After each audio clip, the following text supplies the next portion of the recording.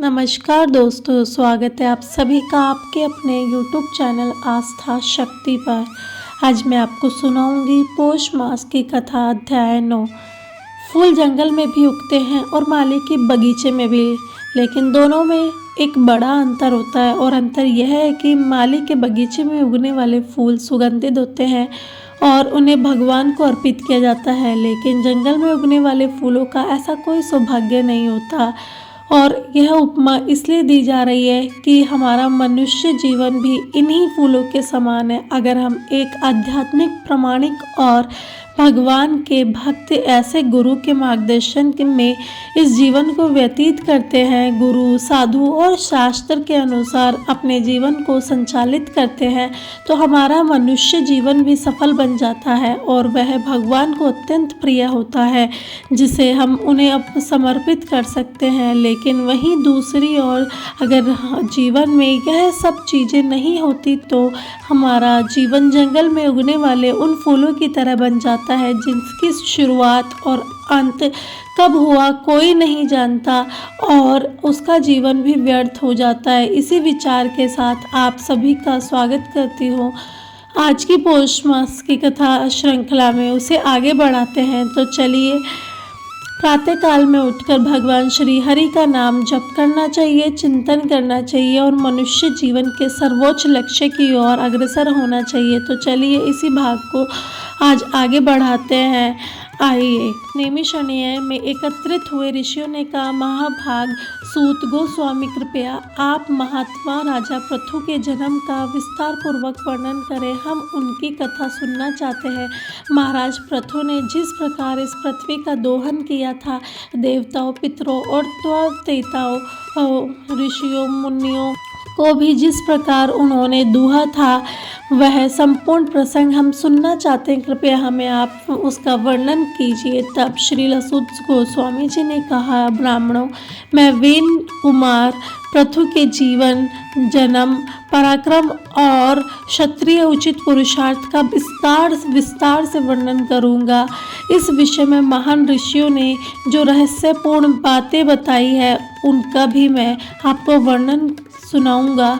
जो भी मनुष्य वेन के पुत्र इस समय की कथा को विस्तार पूर्वक कहता है, उसके 7 जन्मों के पाप नष्ट हो जाते हैं, क्योंकि राजा पृथ्वी का जन्म वृतांत, संपूर्ण चरित्र मनुष्य के संपूर्ण पापों को नष्ट करने वाला और अत्यंत पवित्र है। अब ध्यान से सुनिए। प्राचीन काल में अंग नाम के एक प्रजापति थे।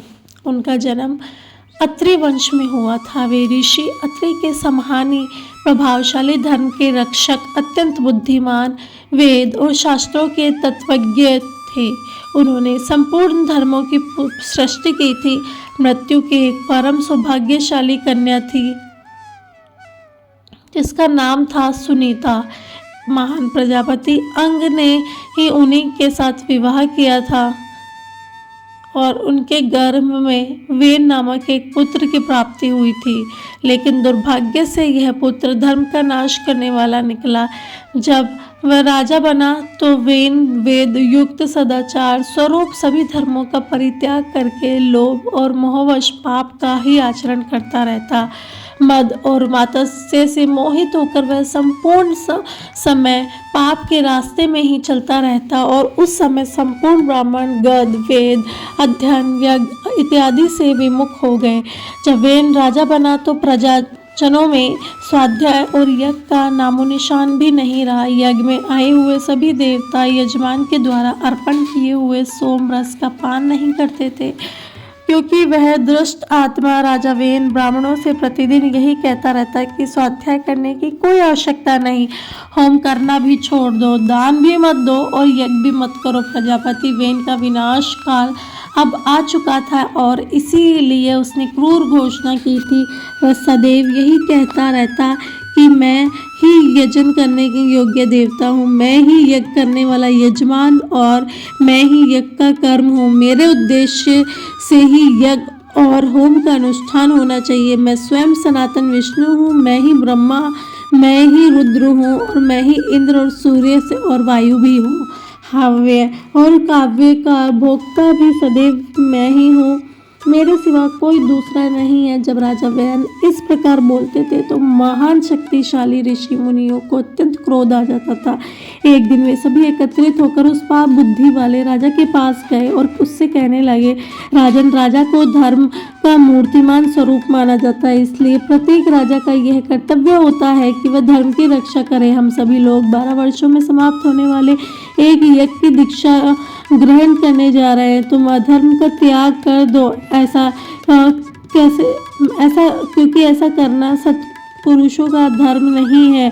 तुमने यह प्रतिज्ञा की है कि मैं राजा होकर धर्म का पालन करूंगा, इसलिए उस प्रतिज्ञा के अनुसार धर्म करो। सत्य और पुण्य को आचरण में लाओ। अब ऋषियों की यह सब बातें सुनकर राजा वैन को भी बड़ा क्रोध आया।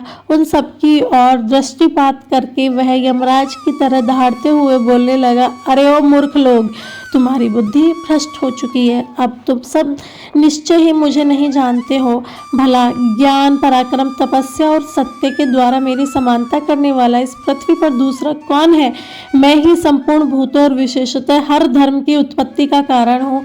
अगर मैं चाहूँ तो इस पृथ्वी को जला सकता हूँ, जल में डुबो सकता हूँ और पृथ्वी तथा आकाश को रंध सकता हूँ। ऋषियों द्वारा समझाए जाने पर भी वह राजा वैन को किसी प्रकार से अधर्म मार्ग से हटाया ना जा सका। तब सभी ऋषियों ने क्रोध में आकर कहा, उसे बलपूर्वक पकड़ लिया और वह विवश होकर छटपटाने लगा। अब इधर उधर क्रोध में भरे हुए ऋषियों ने राजा वैन की बाईं जांघ को मथना शुरू किया। उससे काले अंजन की राशि के समान एक छोटे कद का मनुष्य प्रकट हुआ। उसकी आकृति विलक्षण थी, उसका मुंह लंबा था, उसकी आंखें विकराल और नीले कवच के समान उसका काला रंग था। उसके कान मोटे और चौड़े थे, उसकी बाहें बडोल रूप से बढ़ी हुई थी और उसका पेट विशाल और भद्दा सा दिख रहा था। ऋषियों ने उसकी ओर देखा और कहा, निषिद्ध यानी यहाँ बैठ जाओ। उन सबकी बात सुनकर वह भय से व्याकुल हो गया और चुपचाप बैठ गया। ऋषियों ने निषेध कहकर उसे बिठाने की आज्ञा दे दी थी, इसलिए उसका नाम निषाद पड़ा। पर्वतों और वनों में ही उसके वंश की प्रतिज्ञा और प्रतिष्ठा हुई। निषाद की रात कील, नहलक, भ्रमर, पुलिंद और जितने भी मलेच्छ जाति के पाप आचरण करने वाले मनुष्य हैं, वे सभी राजा वैन के उसी अंग से उत्पन्न हुए थे। अब ऋषि मुनियों ने यह जान लिया कि राजा वैन का पाप अब निकल चुका है और तब उन्हें अत्यंत प्रसन्नता हुई। अब उन्होंने राजा के दाहिने हाथ का मंथन करना आरंभ किया। उससे पहले तो पसीना निकला, लेकिन जब पुनः जोर से मंथन किया तब वैन के उस सुंदर हाथ से एक पुरुष का प्रादुर्भाव हुआ जो स्वयं 12 सूर्यों के समान तेजस्वी थे। उनके मस्तक पर सूर्य के समान चमचमाता हुआ सुंदर मुकुट था और कानों में कुंडल थे। उस महाबलिशाली राजकुमार ने आज गौ का नाम, आदि धनुष, दिव्य बाण और रक्षा के लिए कांत कवच धारण किए हुए थे और उस राजकुमार का नाम पृथु था। वे अत्यंत सौभाग्यशाली, वीर, धर्मात्मा और महात्मा थे। उनका जन्म होते ही संपूर्ण प्राणियों में हर्ष छा गया और फिर सभी ब्राह्मणों ने मिलकर राजा पृथ्वी का राज्याभिषेक किया। उसके बाद स्वयं ब्रह्मा जी, सब देवता और गण, अनेक प्रकार के स्थावर जन्म प्राणियों ने मिलकर भी राजा पृथु का अभिषेक किया। राजा पृथु के पिता राजा वैन ने कभी भी अपने प्रजा को संतुष्ट नहीं किया था, लेकिन पृथु ने सबका मनोरंजन किया और इस वजह से संपूर्ण प्रजा सुखी होकर आनंद का भोग अनुभव करने लगी।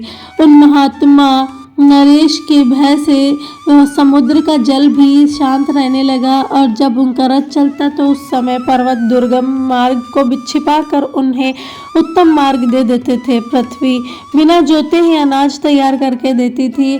सभी जगह पर गाय कामधेनु बन चुकी थी। मेघ प्रजा की इच्छा के अनुसार वर्षा करते। सभी ब्राह्मण और क्षत्रिय देव यज्ञ और बड़े बड़े उत्सव किया करते। राजा पृथ्वी के शासन काल में वृक्ष इच्छा के अनुसार फलते थे। उनके पास जाने से सब इच्छाएं पूर्ण हो जाती थी। देश में ना तो कभी अकाल पड़ा, ना ही बीमारी फैलती, ना ही मनुष्य की अकाल मृत्यु होती थी। सभी लोग सुख से जीवन बिता रहे होते और धर्म के अनुष्ठान में लगे रहते थे।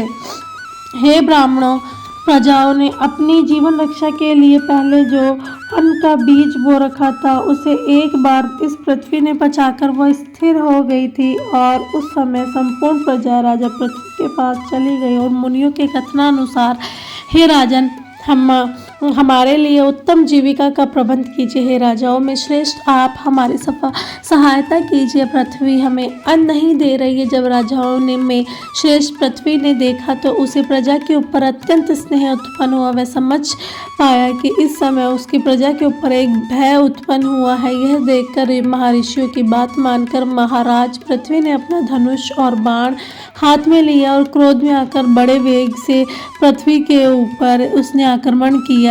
पृथ्वी गाय का स्वरूप धारण करके तीव्र गति से स्वर्ग की ओर भागने लगी और फिर क्रमशः वह ब्रह्मा जी, भगवान विष्णु और रुद्र आदि देवताओं की शरण में गए, लेकिन कहीं पर भी उसे अपनी सुरक्षा का स्थान नहीं मिल पाया। जब अंत में उसने देखा कि उसकी सुरक्षा का कोई उपाय नहीं है तो वह वेल कुमार पृथ्वी की ही शरण में आई और बाणों के आघात से व्याकुल होकर उन्हीं के पास खड़ी हो गई। उन्हें नमस्कार करके विनम्रता पूर्वक उनसे कहने लगी। उस समय पृथ्वी ने राजा पृथ्वी से कहा और उसके प्रत्युत्तर में राजा ने कैसा व्यवहार किया, यह सब आप सब जानेंगे पौष मास की कथा की अगली कड़ी में। और उसे सुनने के लिए आपको क्या करना है ये तो आप जानते ही। अगर आप अभी तक आपने हमारे चैनल को सब्सक्राइब नहीं किया है तो सब्सक्राइब कीजिए, लाइक कीजिए, शेयर कीजिए और नोटिफिकेशन बटन ऑन रखिए ताकि आने वाली कथाएँ और त्योहारों के बारे में आपको